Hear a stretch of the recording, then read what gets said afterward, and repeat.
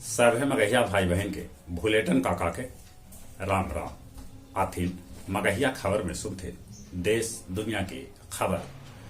Voter ID और आधार से जुड़े वाला रास्ता अब साफ हो गया। संसद के दोनों सदन में ये विधेयक पास कर देवल गए।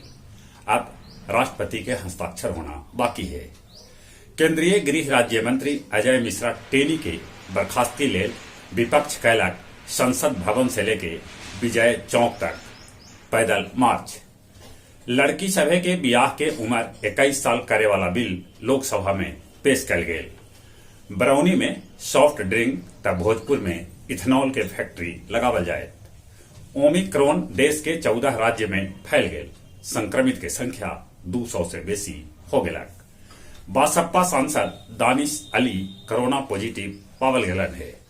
झारखंड में मॉब लिंचिंग के दोषी के भेटायत उम्र कैद के सजाए साथे साथे 25 लाख रुपया के हो सका है जुर्माना। पटना में नवादा के दोगो किन्नर के हत्या कर देवल गए। एक विरोध में किन्नर सभे पटना में सड़क जाम कैलन। नालंदा में ट्रक और टेम्पो के टक्कर में 4 आदमी के मौत के है खबर। चीन पेंगोंग में फिर से बनौलक हेलीपैड। अमेरिका के कैलिफोर्निया तट पर 6.2 तीव्रता के भूकंप आयल। एकरा में केकरो जान तो न गेल, बाकी $1 करोड़ से ऊपरे के क्षति हो गलक।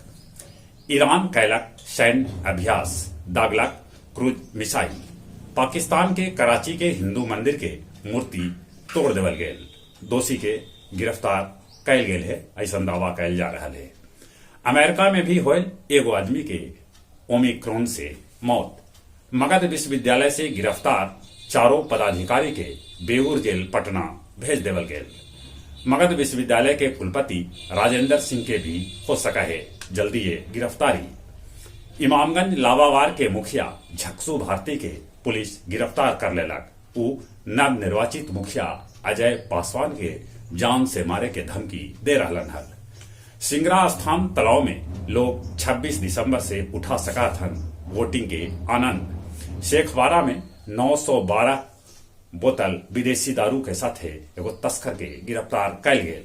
अब कुछ खेल के समाचार। एशियाई हॉकी चैंपियन ट्रॉफी में भारत के 5-3 से हरा के जापान फाइनल में जगह बनौलक। जापान के आज मुकाबला कोरिया से होए। पंकज अडानी जीतलन 11वां राष्ट्रीय बिलियर्ड्स खिताब। प्रो कबड्डी के 8वां सीजन के आगाज आज से होए। जहां तक मौसम के सवाल है, ठंड अभी वर्तमान है।